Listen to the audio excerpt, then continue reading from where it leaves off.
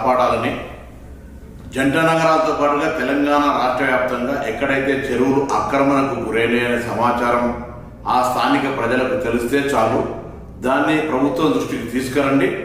ఎంత పెద్దవాళ్ళు ఉన్నా చెరువు ఆక్రమణకు గురి అయిందంటే అక్కడ సంబంధిత అధికారులు వచ్చి తగిన చర్యలు తీసుకుంటారు.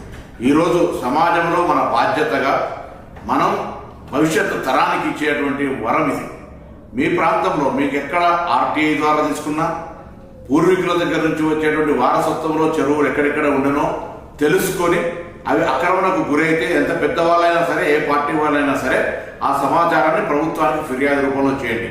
ముఖ్యంగా హైదరాబాద్ ఇన్ఛార్జ్ మంత్రిగా జరుగుతున్నటువంటి చెరువుల పరిరక్షణకు జరుగుతున్నటువంటి ఒక కార్యక్రమంలో హైదరాబాద్ జంట నగరాల ప్రజలు, రంగారెడ్డి ప్రజలు ప్రకృతిని, భవిష్యత్ తరాన్ని, చెరువులను కాపాడుకొని ఒక వ్యవస్థను కాపాడుకోవడం జరిగే ఈ యొక్క ప్రక్రియలో స్వచ్ఛందంగా మీ ప్రాంతంలో చెరువులను రక్షించుకోవడానికి తరలి రావాల్సిందే ఈ సందర్భంగా కోరుతాను. ప్రభుత్వం ఎవరి మీద కక్షపూరితంగా లేదా వ్యక్తిగతంగా ఉద్దేశపూర్వకంగా ఇందులో వ్యక్తుల మీద, పార్టీల మీద జరుపుతున్నటువంటి పోరాటం కాదు ఇది. ఒక ప్రభుత్వం ఒక పరివర్తన తేవాలనుకున్నప్పుడు కొద్దిగా కష్టమైన, నష్టమైన ఇది తప్పది.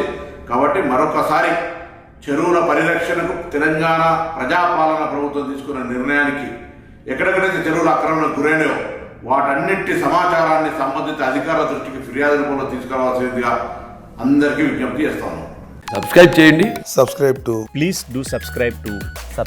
Please like, share and subscribe to top Telugu TV. Top Telugu TV. Top Telugu TV.